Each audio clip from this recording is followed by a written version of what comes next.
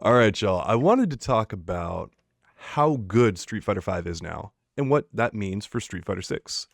Street Fighter 5, of course, it's had a really rocky road. We've been over this a million times before, not going to hit it hard, but based on a recent poll that we did, which we're going to put up here, it has close to 1,000 responses and counting, and people think the game is overall in a good spot. I was actually a little bit surprised by the results here. But I do think if we ask the same question about Street Fighter 4, the responses would be even a bit, a good bit more positive. Hmm. But still, it's clear close to 40% of the people who responded feel the game is in a good spot right now. The main complaint by far was the game's netcode. I asked for people to comment on like, hey, what don't you like? What do you see? And like the netcode, hands down, was like the number one response from people. Hate the netcode, and I'm like, yeah, that's been echoed extremely well. I hate talking too much about how I feel about the game's netcode. I don't think it's like, strive level or anything like that, but like I generally have pretty positive experiences, but I know that's not the case for a lot of people, and that's really unfortunate. I don't think it's So the case for most people playing on PlayStation. I think that if you haven't made the jump from PlayStation to PC or haven't given it a session on PC with an ample sample size, dude, it's a lot different. There's a yeah, drastic difference. And I'm not yeah. saying that it's perfect on PC, but the hardware change, in my experiences in online matches and beyond, load times and a lot of other things too. But the online experience when I jumped from PS4 to PC was notably different, and I would not go back. Sony, please sponsor the show. Okay, anyway, so unfortunately, I don't think we're going to see a lot of improvements with Street Fighter 6 on the very near horizon. This season wasn't supposed to happen. It's possible Capcom could do some improvements to the netcode. I don't think it's going to happen. But the game is going to be rebalanced here in a major way. One more time here in the fall of the year, and they're going to be adding brand new code that helps to alleviate online issues, unless it was something Capcom already had in the works. It seems super unlikely. Like it's this code can kind of have unintended side effects and other stuff, and it just kind of like is what it is at a certain point. But I do feel like Capcom is definitely rewriting the code for Street Fighter 6 and netcode, because the current title's code is about 6 years old at this point in time, and they should have learned a lot about how to make smoother gameplay over the internet. Look no further than Guilty Gear Strive as an example of how good netcode can kind of be in this day and age. Um, but I have to say that the recovery for Street Fighter V overall is reasonably impressive. Most other games would have died off if they faced the same problems that this game did.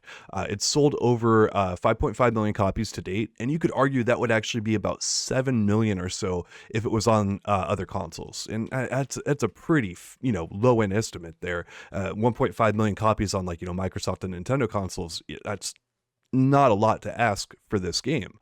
But the fervor that Capcom fighting games have sometimes inspired, I don't think we're ever going to see from this one. We are seeing it from other franchises, though, like Smash Ultimate, Tekken, Mortal Kombat. For the most part, those games are really well received by their communities.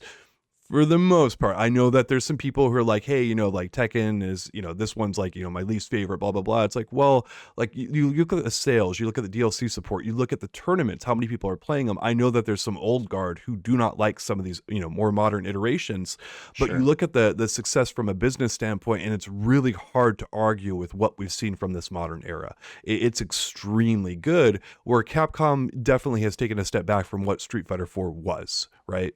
So the biggest takeaway I think I can give this moment in time in terms of what we're seeing with Street Fighter 5 is that it's not a big failure, but nor is it a big success. It's kind of like this kind of middle, like it's a solid game. It's like it's pretty good.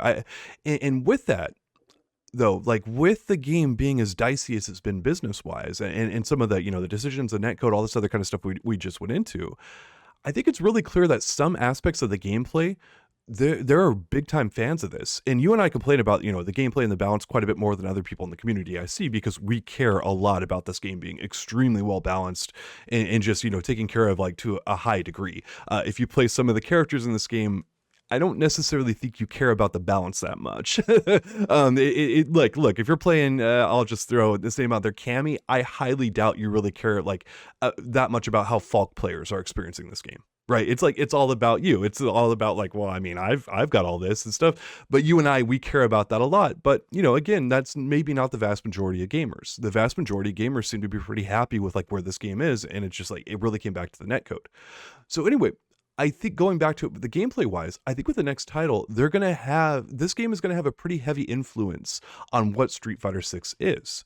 And the bottom line to me is that it's hard to argue against what Street Fighter 5 has done against all odds from a gameplay perspective, because people have had every chance to bash the gameplay on this game, and they've done it in parts, but that has not been the major complaint.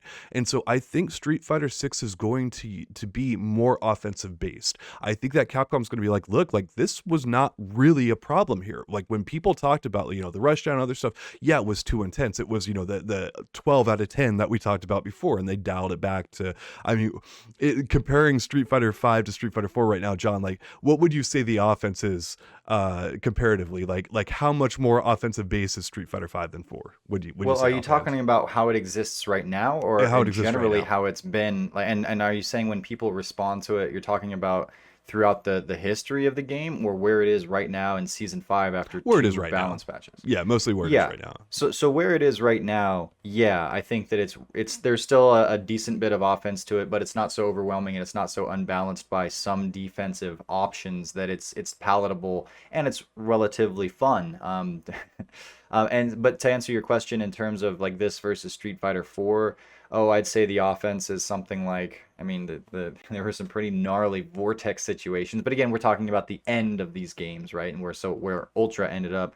Oh, I'd say if there's a 1 to 10 scale, Street Fighter 5 is probably 2 notches above where Street Fighter 4 would be, something like that. That So a seems two pretty fair. notch kind of gap between the two.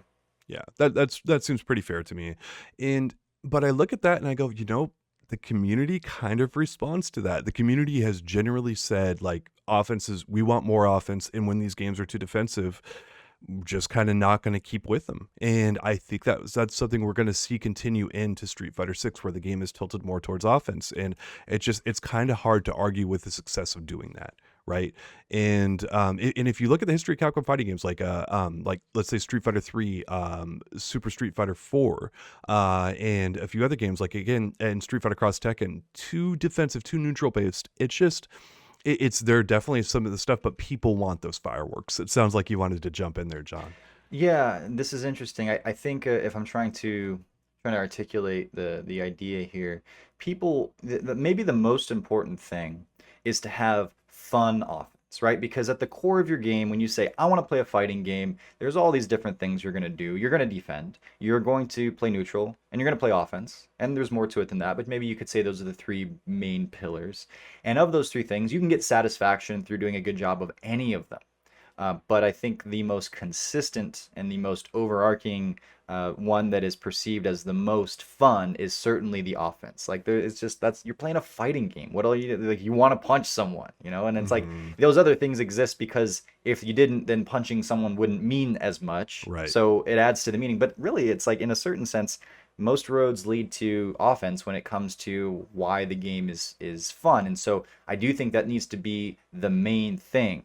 And so Street Fighter 5 certainly hit that from the very beginning. Like it was fun to be on offense and just absolutely murder your opponent like mercilessly and not give them a chance.